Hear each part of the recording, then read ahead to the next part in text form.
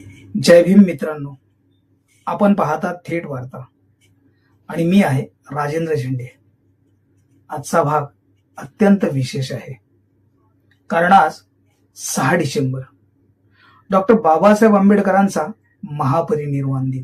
मित्रांनो, आज आपण त्यांचं फक्त स्मरण करत नाही, आपण त्यांचं ऋण मानतोय आणि त्यांचं राष्ट्र निर्माणाचं कार्य पुन्हा आठवतोय.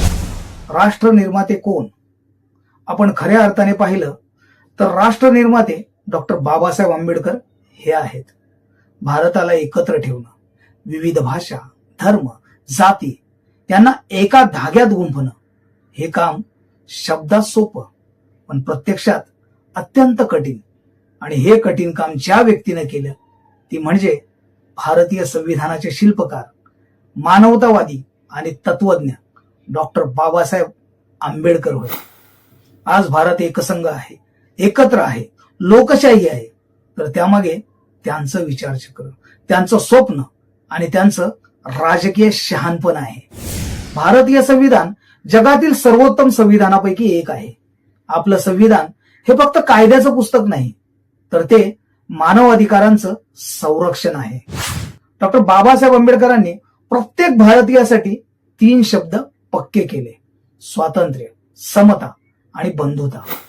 जर संविधान नसतं तर कदाचित भारत आजही तुटलेला, धर्माच्या आधारावर विभागलेला आणि अमानवी प्रथांनी ग्रासलेला असता. समाज आणि स्त्री समानतेसाठी त्यांनी महान काम केलं. हिंदू कोड बिल हा फक्त कायदा नसून स्त्री अधिकारांचा क्रांतिकारी दस्तऐवज आहे. यामुळे पहिल्यांदाच महिलांना वारसा हक्क, घटस्फोटाचा अधिकार, संपत्तीवर हक्क, विवाहातील समानता मिळाली. आज ज्याला आपण स्त्री स्वातंत्र्य म्हणतो त्याचा पाया बाबासाहेबांनी घातला. डॉक्टर बाबासाहेब आंबेडकर कामगार हक्कांचे जनक आहेत. आज आपण 8 तास काम करतो. जर बाबासाहेब नसते तर कदाचित आजही 14 ते 16 तास काम करणाऱ्या कामगारांची ही दुनिया असते. त्यांनी दिले 8 तास काम आणि समान वेतन, बोनस आणि पगारी सुट्ट्या, कामगार विमा, कामगार संघटनेचा अधिकार, सामाजिक सुरक्षा योजना. आज भारतातील कामगार कायदे म्हणजे डॉक्टर बाबासाहेबांची दूरदृष्टी. बाबासाहेबांनी दिली शेतीची धोरणं आणि जलनीती. भारत शेतीप्रधान देश आहे.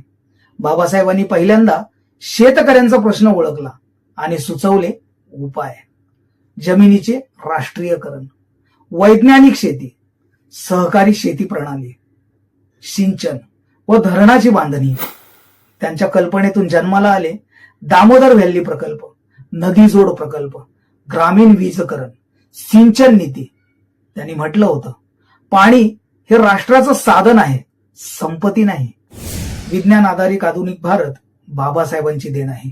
वीज प्रकल्प, औद्योगिक व्यवस्था, आर्थिक योजना या सर्वांचा पाया बाबासाहेबांनी घातला.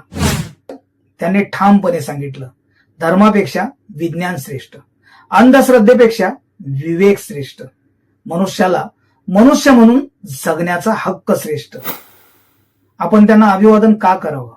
कारण ते एका समाजाचे नव्हते, तर ते संविधानकार, अर्थतज्ञ, समाज सुधारक, शिक्षण प्रणेते, कामगार हितचिंतक, राष्ट्रीय जलनीतीचे जनक, स्त्री अधिकारांचे शिल्पकार आणि म्हणूनच ते भारताचे राष्ट्र निर्माते आहेत.